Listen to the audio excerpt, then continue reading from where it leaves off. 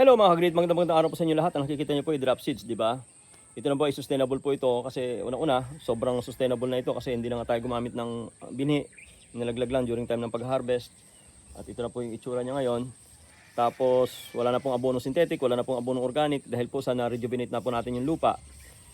So bakit ko po pinaliliwanag ngayon ito na nakaganito, no? Kasi po ngayon po ay may gera, war. Actually po yung gera is sa pagitan ng Amerika kasamang kakampi niya ang Israel, kalaban nila ang Iran. At hindi po basta-bastang gera yan, ano? Kasi po may mga balita na nga na isinarado na nga po ng Iran yung isang strait na daanan ng mga barkong pangkalakal. So hindi ka na pwedeng basta-basta duman doon ngayon. So anong epekto niyan? Ang epekto niyan, alam ninyo na kapag nagkaroon ng mga international na conflict na ganyan, nagkakaroon po ng pagtaas po ng presyo ng lahat ng mga bilihin niyan.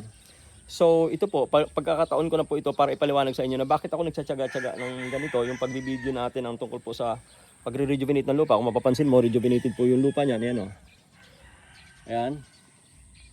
Nakikita niyo pa yung mga yung mga blue-green algae na trap ng cyanobacteria diyan. Sobrang dami na po 'yan. So ibig sabihin po, mabubuhay na yung halaman diyan. Ano po, kahit na wala na pong abonong ilalagay. Kaya nga po yung drop seeds natin, pinatuloy lang natin, kinontrol lang natin ang pandamo, maganda na po ngayon. Now, tuloy ko lang po yung discussion ko po, no? Parang babagsak itong akin. Yan. Tuloy ko lang po yung discussion ko po diyan. So gusto ko lang itong gawin tong video na to para mas mahalaga po na maintindihan natin na yung pagre-rejuvenate ng lupa ay hindi po basta ganun lang, no? May purpose po tayo, no? Ang purpose natin yan is pag dumating pa nga po, hindi ba like ko sinasabi sa live natin na pag dumating yung mga ganitong conflict, international conflict ng una-una yung mga gera nga, yung international, yung tinatawag na global crisis, global phenomenon.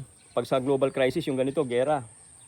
Pag dumating niya, automatic nagmamahal yung mga produktong inaangkat natin katulad po ng langis, katulad ng gasolina, crudo, yan, kasama sa mga inaangkat natin mga petroleum products at abono. Yung abono, kapag gumagamit po tayo ng mga synthetically derived ng mga fertilizer, yan po ay imported, no?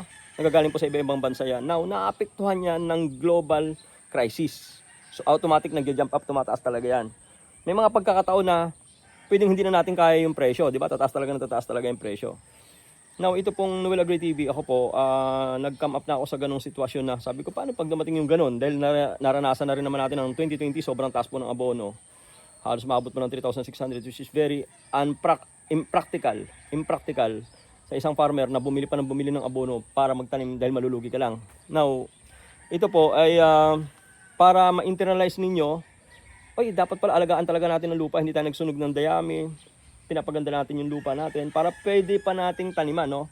Para pwede pa nating taniman kahit wala tayong makuha ng mga outside source ng mga produkto, mabubuhay pa rin yung halaman. So yun yung purpose po talaga. Para ito po, very timely lang na ipapaliwanag ko lang sa inyo to para malaman natin na once and for all, ito pong Noel Agri TV, munting channel ng Noel Agri TV, yun po talaga yung purpose ko. Wala pa ka naman kasing mga gera-gera itong mga nakaraan na maapektuhan tayo, pero ito po na parang as far as I'm concerned, alam ko na isang araw sa nangyaring gera po na yan, matinding gera po dyan sa pagitan ng Iran, Amerika at saka ng Israel, ay maapektuhan tayo. Now, hindi na natin kinakailangang hintayin yon bago tayo mag-rejuvenate ng lupa kasi it takes time for us to rejuvenate our soil, di ba? Kasi marami pong prosesong pagdadaanan dito. Unang-una, kinakailangan mong isarado yung mga pilapil mo. Kasi kung hindi mo isasarado yung mga pilapil mo, hindi ka magkakaroon ng tinatawag na pagko-conserve, ay hindi ka magkakaroon ng mga ganyang kagandang algae, no? Hindi maglulumot at hindi gaganda yung lupa mo. Yan, papakita ko lang po sa inyo. At hindi rin magsusuhi yung mga palay mo na ganyan kung pangit ang lupa mo. So ang kinakailangan mo ngayon, tinatawag na soil conservation. Pino-conserve natin yung ating soil. Diba?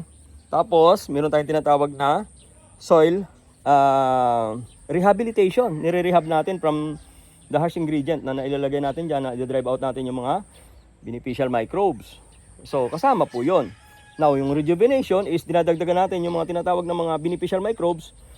Minomultiply natin yan para nang sa ganun, mabilis silang ma-decompose yan at makain agad ng root hair ng halaman.